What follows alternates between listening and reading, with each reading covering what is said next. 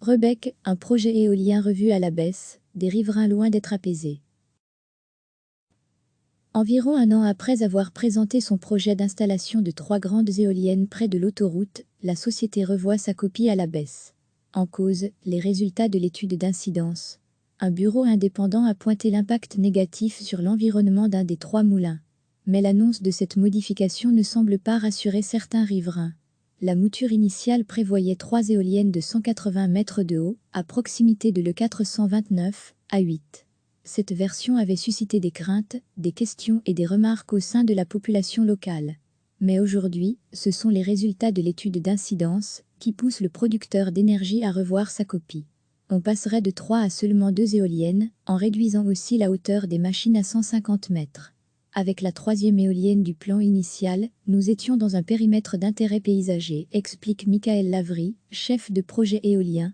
En d'autres termes, ce moulin N-3 aurait fait tache dans un paysage remarquable. Ce mât aurait aussi été trop proche de ladite vallée des oiseaux, ce que nous voulions éviter, précise le promoteur. La société a donc décidé de réduire la voilure. Tout en augmentant la portance de son projet, une manière de répondre aux remarques mentionnées dans l'étude, et à une partie des griefs soulignés par certains riverains.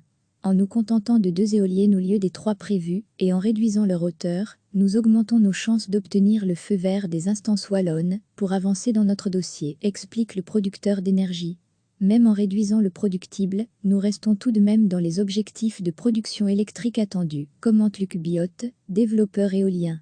Si les 2 éoliennes voient le jour, elles pourraient permettre de produire de l'électricité pour 3000 à 4000 ménages, sachant bien sûr que c'est une production intermittente. Selon le promoteur, la nouvelle mouture du projet n'aura guère, voire pas de conséquences au niveau bruit, santé et environnement. Difficile à avaler pour une série de riverains, dont Étienne Mayer. Que ce soit près de chez moi ou près de chez personne, l'éolien industriel en Wallonie est une fausse bonne idée. Il y a de grosses interrogations au niveau de la santé, pour l'homme, comme pour l'animal, notamment à cause des infrasons. Il y a aussi des craintes pour la biodiversité. En Wallonie, on est en train de détruire les campagnes pour une solution qui est temporaire, durée de vie limitée des machines, et qui est relativement inefficace, production électrique limitée et discontinue. Ce projet se développe dans le mépris le plus total des riverains concernés, souligne Caroline Deveau, de la plateforme citoyenne éolienne Rebec. Jusqu'à ce jour, la société n'a pas répondu aux questions précises et écrites posées par de nombreux riverains, en dépit de plusieurs appels. Engie Electrabel invite les citoyens à participer à 2 ateliers à Rebec, ces 3 et 5 mars, entre 18h et 21h, info-rebec.be. Certains riverains y voient un simulacre de débat démocratique. L'opérateur, lui, explique vouloir organiser des rencontres constructives, dans le respect des intérêts des uns et des autres. Engie Electrabel compte déposer sa demande de permis dans les prochains mois. Au final, ce sera à la région wallonne d'accepter ou non la demande de permis. Sauf recours et retard consécutifs, le projet avalisé pourrait aboutir d'ici 2 à 3 ans, après avoir été soumis à enquête publique.